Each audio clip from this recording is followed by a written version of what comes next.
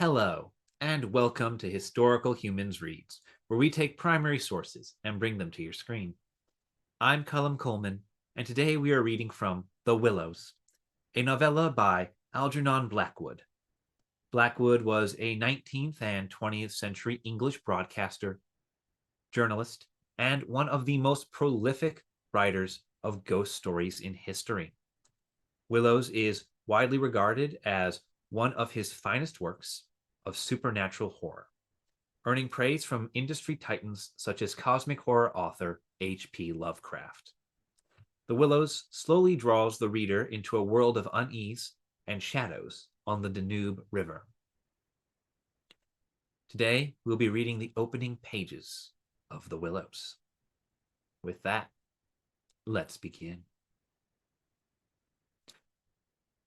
After leaving Vienna, and long before you come to Budapest, the Danube enters a region of singular loneliness and desolation, where its waters spread away on all sides, regardless of a main channel, and the country becomes a swamp for miles upon miles, covered by a vast sea of low willow bushes.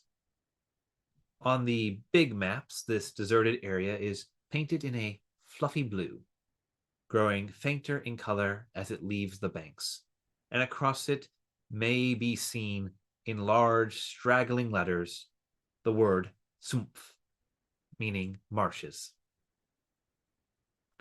In high flood, this great acreage of sand, single beds, and willow-grown islands is almost topped by the water, but in normal seasons the bushes bend and rustle in the free winds, showing their silver leaves to the sunshine in an ever-moving plain of bewildering beauty. These willows never attain to the dignity of trees. They have no rigid trunks. They remain humble bushes, with rounded tops and soft outline, swaying on slender stems that answer to the least pressure of the wind, supple as grasses, and so continually shifting that they somehow give the impression that the entire plain is moving and alive.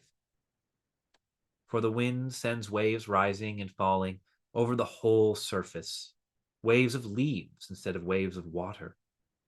Green swells like the sea, too, until the branches turn and lift, and then the silvery white as their underside turns to the sun.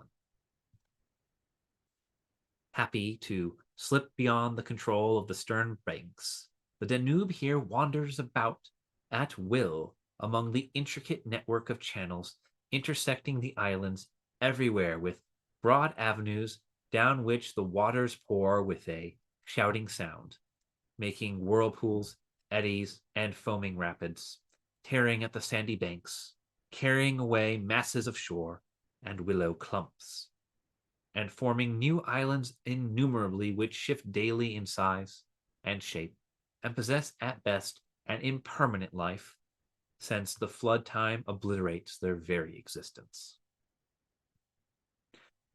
Properly speaking, this fascinating part of the river's life begins soon after leaving Pressburg, and we, in our Canadian canoe, with a gypsy tent and frying pan on board, reached it on the crest of a rising flood about mid-July.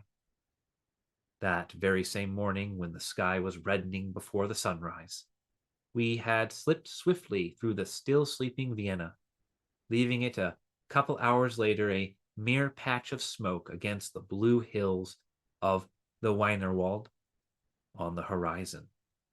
We had breakfasted below Fitzgerald under a grove of birch trees roaring in the wind, and had then swept on the tearing current past Orth, Hainburg, Petronell, the old Roman Carnuntum of Marcus Aurelius, and so, under the frowning heights of Thelsen, on a spur of the Carpathians, where the march steals in quietly from the left, and the frontier is crossed between Austria and Hungary.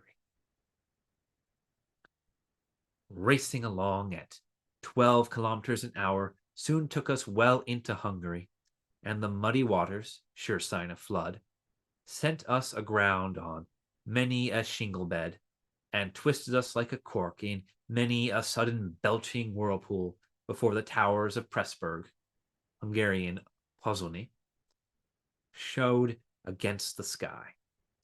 And then the canoe, leaping like a spirited horse, flew at top speed under the gray walls, negotiated safely the sunken chain of the Fliegenden Brook ferry, turned the corner sharply to the left, and plunged on the yellow foam into the wilderness of islands, sandbanks, and swampland beyond, the land of the Willows. The change came suddenly, as when a series of bioscope pictures snaps down on the streets of a town and shifts without warning into the scenery of lake and forest. We entered the land of desolation on the wings, and in less than half an hour there was neither boat, nor fishing hut, nor red roof, nor any single sign of human habitation and civilization within sight.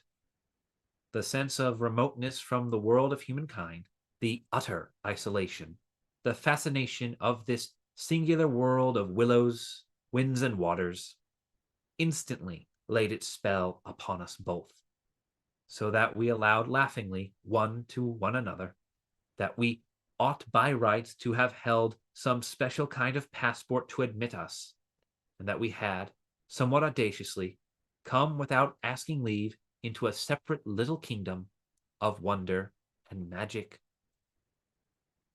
A kingdom that was reserved for the use of others who had a right to it, with everywhere unwritten warnings to trespassers, for those who had the imagination to discover them. Though still early in the afternoon, the ceaseless buffetings of a most tempestuous wind made us feel weary, and we at once began casting about for a suitable camping ground for the night. But the bewildering character of the islands made landing difficult. The swirling flood carried us inshore and then swept us out again. The willow branches tore our hands as we seized them to stop the canoe, and we pulled many a yard of the sandy bank into the water before, at length, we shot with a great sideways blow from the wind into a backwater and managed to beach the bows in a cloud of spray.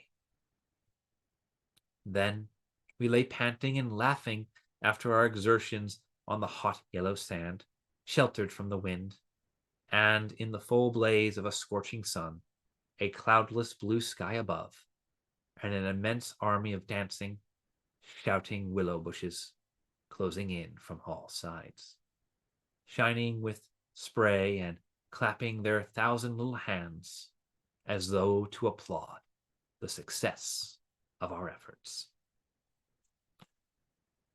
This has been an excerpt from The Willows on Historical Humans Reads. If you enjoyed this video and would like to hear more excerpts from original texts, please subscribe to be notified of the next one. If there's a work you would like to hear, be sure to like this video and leave a comment listing it below. Thank you for listening.